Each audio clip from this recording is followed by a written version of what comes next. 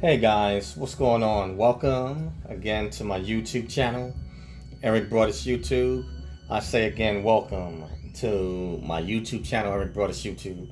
And basically, I'm still continuing a series on nuclear, biological, chemical warfare training. And so this one will be called NBC Training Part 3, dealing with chemical agents. And today we'll be talking briefly, or I'll explain, briefly, the blister agent. And these are the agents that I will be covering in other videos. You have four types of agents that can be released in a chemical warfare attack, and they are blister, nerve, blood, and choking agents. And so today we're just going to cover blister agents. I don't want to hold you guys up too long. But basically, what a blister agent is, it's they can be in the form of liquids, that can form into vapors, and thus, once it gets into a vaporized form, it can go into the to the air or to the atmosphere and can contaminate it. Okay. Now, there are three categories of blister agents.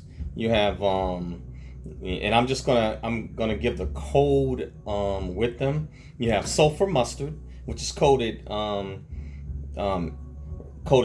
HD, and HT, and then you have nitrogen mustard, which is coded HN1, HN2, and HN3.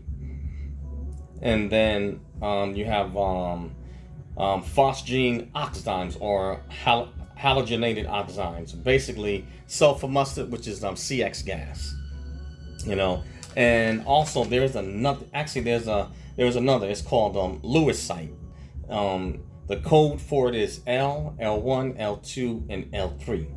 Now, some may probably wonder, well, why are they coded 1, 2, and 3, or why do you have the certain types of lettering?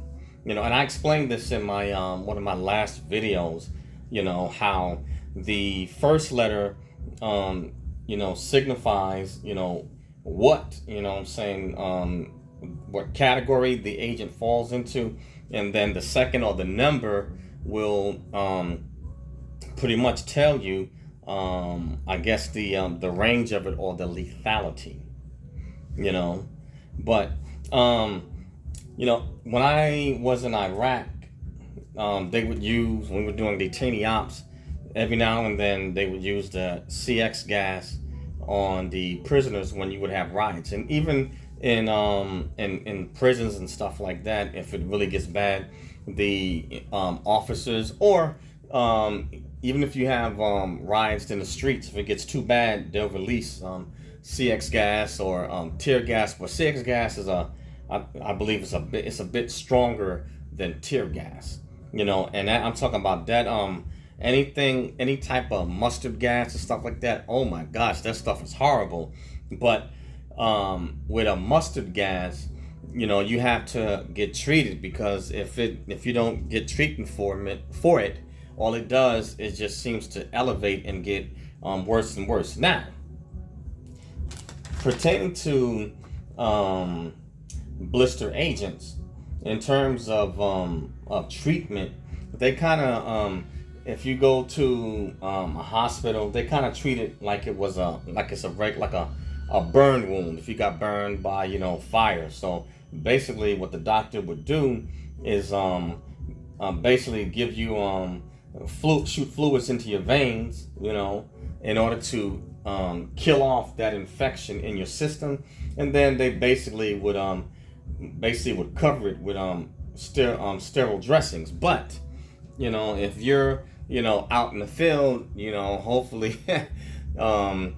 you'll have like your 2-Pam chloride, that you can, or what is it? It's some other package that you use to, I think it's M1 or M2 or M3, but you can use it to decon or even clear your skin up, and also your clothing and items, you can decon it, to get rid of the particular agent. Now, blister agents aren't necessarily designed to kill, but they can incapacitate or make things really uncomfortable for you. Now, if you have a mild case of it, eventually the agent, it can wear off or die out. But in like more severe cases, you're gonna need to get treatment and get the antidote into your system. Now, once given the antidote, I would say it might be like an extremely high grade of Benadryl on steroids. Let me put it to you that way. If any of you guys ever, or ladies have ever had to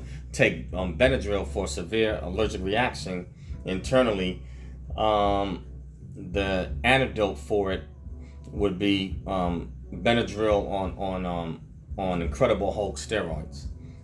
But a blister agent is no joke. I mean, you really got to think about it. And if you think hemorrhoids is uncomfortable, think about having blisters, in your privates, all over your body, in your hands, fingers, the webs of your toes, all of that is very uncomfortable. Having it on your knees, all over your body, that is not comfortable. Armpits, and God forbid, if you actually accidentally inhale it and it gets inside your respiratory system, you have a problem, and it could cause, actually, when I think about it, severe breathing problems.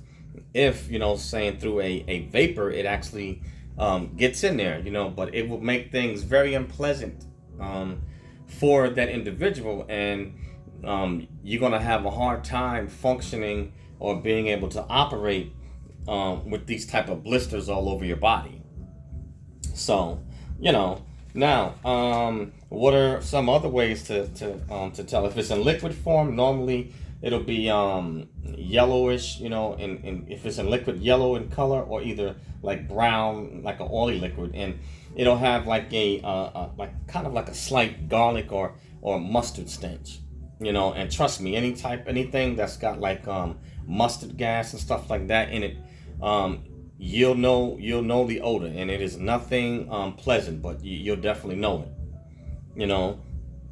But the main thing is to have awareness, and like I said again, have a chemical ensemble, on hand, so that way, in the event of a nuclear, biological, or chemical warfare attack, you can have this equipment handy, so it can protect you from any type of attack like that, or getting contaminated by different agents. And when any agent that can contaminate the air, it's like a fallout, So once it hits the atmosphere, and it could enter anywhere, through doorways anywhere. And so once it hits, you can pick. It can hit items, anything from clothing, furniture. I'm just trying to paint a picture of this should this happen in a civilian environment, because with Russia and with China, they do have these weapons, and like I said, there have been threats, especially with Putin. Threats made by Russia to use, such weapons if need be.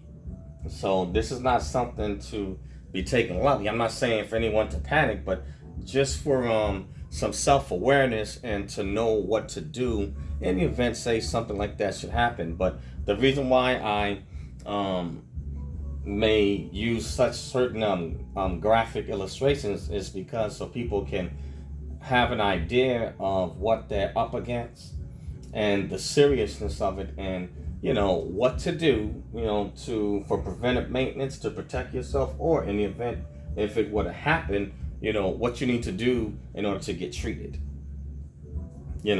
But yeah, so this stuff is not a joke. And blister agents, man, they can do a nasty job. Hemorrhoids have nothing on blister agents.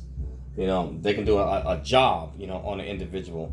And one little thing, affects another system in the human body, once infected. So, this is just some food for thought.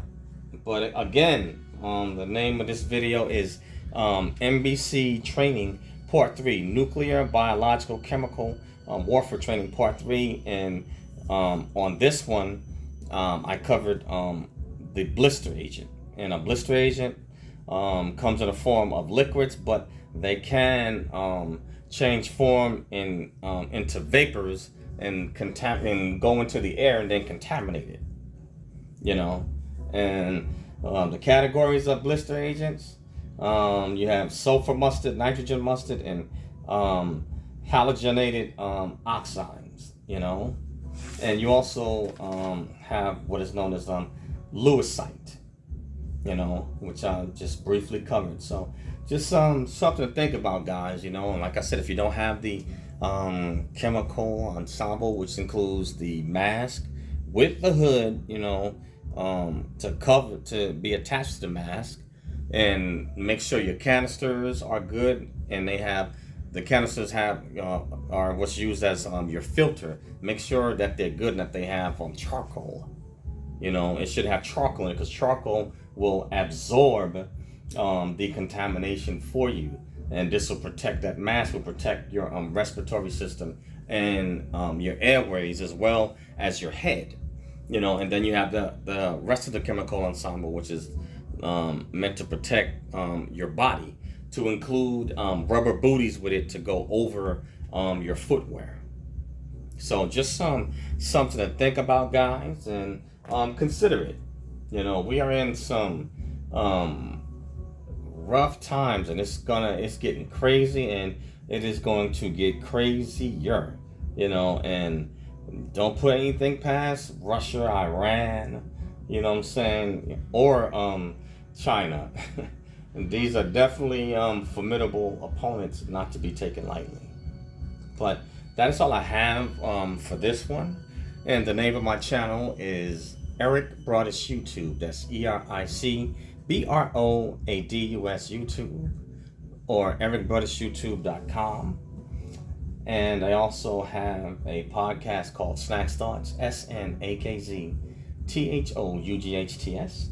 And you can find the podcast on Anchor, Acast, Spotify, Spreaker, iHeartRadio, SoundCloud, Radio PBM, Google Podcasts, and a host of other social media platforms. Lastly, I'm teaching courses on Skillshare on how to succeed in the military, leadership, and diversity, as well as other topics. And I'll leave the link for Skillshare in the description. So please join the courses and smash that bell to become a subscriber. Smash the like button to like the video. If you don't like it, hit the unlike button. And either way, please leave a comment. There, you may have more in-depth information and something to add to the conversation. I'd love to hear and dialogue with you. But please share it, push it out. Eric Broadus YouTube, Snacks Thoughts. Share it with family, friends, enemies, frenemies, rats, bats, roaches, dogs, cats.